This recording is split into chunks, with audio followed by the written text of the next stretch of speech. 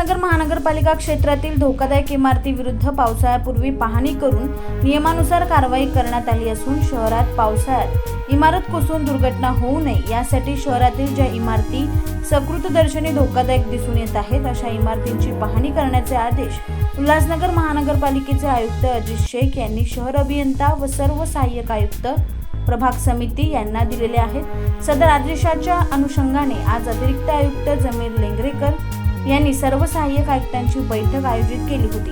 सदर बैठकीत सर्व सहाय्यक आयुक्तांना त्यांचे कार्यक्षेत्रात ज्या इमारती सकृतदर्शनी धोकादायक आहेत तथापि महापालिकेने घोषित केलेल्या यादींमध्ये नाव नाही अशा इमारतींची पाहणी करून यादी तयार करण्याचे आदेश दिले आहेत। त्या अनुषंगाने सर्व सहाय्यक आयुक्त प्रभाग समिती यांनी त्यांचे अधीनस्थ कर्मचारी यांच्या मार्फत शहरातील इमारतीचे सर्वेक्षणास सुरुवात केलेली आहे। सदरची कारवाई जून 2024 पूर्वी पूर्ण करण्यात येणार असल्याचे माध्यमांशी बोलताना त्यांनी सांगितले। उल्हासनगर शहरामध्ये ज्या धोकादायक इमारती आहेत याच्या बाबतीत दरवर्षी आपण पावसाळ्यापूर्वी सर्वेक्षण करतो, त्याची यादी करत असतो। यादी करून अशा लोकांना नोटिसा देऊन त्या नोटिसाच्या माध्यमातून स्ट्रक्चरल ऑडिट करायला सांगतो।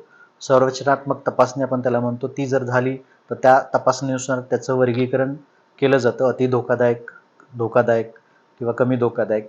तर अति धोकादायक ज्या इमारती आहेत त्या नष्ट करणं किंवा त्याचं निष्कासन करणं आवश्यक असतं।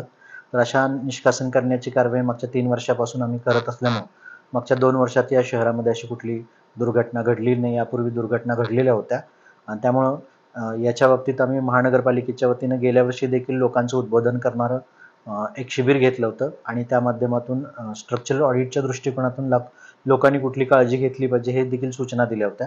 त्याचबरोबर आम्ही समाज माध्यम आहेत किंवा हे जे प्रिंट मीडिया, इलेक्ट्रॉनिक मीडिया या माध्यमातून देखील लोकांना याबाबत माहिती देत असतो। या पावसाळ्यात देखील आम्ही पावसाळ्यापूर्वी इमारतींचं सर्वेक्षण सुरू केलेलं आहे। या सर्वेक्षणातून जी माहिती हाती येईल तर बांधकाम विभागाचे अभियंते ही माहिती गोळा करतील, महानगरपालिकेचे मुकादम देखील ही माहिती गोळा करत आहेत आणि यातून ज्या धोकादायक इमारतींना नोटिसा देऊन त्याचं स्ट्रक्चरल ऑडिट करण्याच्या सूचना दिल्या जातील। स्ट्रक्चरल ऑडिट केल्यानंतर त्याचं वर्गीकरण करून आम्ही त्या प्रकारानुसार त्याची कार्रवाई करणार आहोत। उल्लासनगर शहर में पिछले कुछ सालों में धोखादायक इमारत गिरने से दुर्घटना हुई थी। इसको मद्देनज़र रखते हुए हमने पिछले 3 सालों से धोखादायक इमारतों का बारिश के पहले ही सर्वेक्षण किया है और ऐसे जो अति धोखादायक इमारतें हैं उनका सर्वेक्षण करके उनके ऊपर हमने स्ट्रक्चरल ऑडिट उनका करवा के ऐसी अति धोखादायक इमारत जो है उनको हमने निष्कासन किया है। इसके साथ जिस इमारत का वर्गीकरण धोखादायक जो कम है, जैसा C2 कैटेगरी में आते, ऐसे इमारतों का हम खाली करके या इमारत में रह के भी हम उसका पुनर्निर्माण कर सकते हैं या कुछ इमारतें ऐसी कि उसमें छोटी सी मरम्मत करने की ज़रूरत है। ऐसी इमारतों का हमने लोगों को सूचना देके, नोटिस देके उनसे मरम्मत करवाई है। तो शहर में धोखादायक इमारतें जितनी भी थी इसके पहले हमने हर साल इस यादी को हम सर्वेक्षण करके अपडेट करते हैं। तो बारिश के पहले हम उल्लासनगर शहर में माननीय आयुक्त अजीत शेख इनके आदेश के अनुसार उनके मार्गदर्शन में हमने पूरे शहर में बांधकाम विभाग और हमारे 4 भी वार्ड ऑफिसर है उनके जो कर्मचारी हैं उनके द्वारा हम शहर में सर्वेक्षण कर रहे हैं। तो ऐसी धोखादायक इमारतों का सर्वेक्षण करके उनके अपडेटेड यादी बनाएंगे और ये पब्लिक के लिए जारी करेंगे।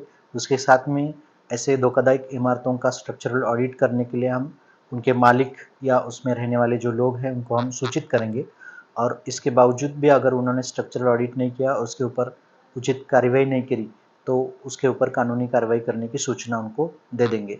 तो ये हमारा हर साल का एक प्रोसीजर है। इस प्रोसीजर को हम अभी से शुरू किया हमने।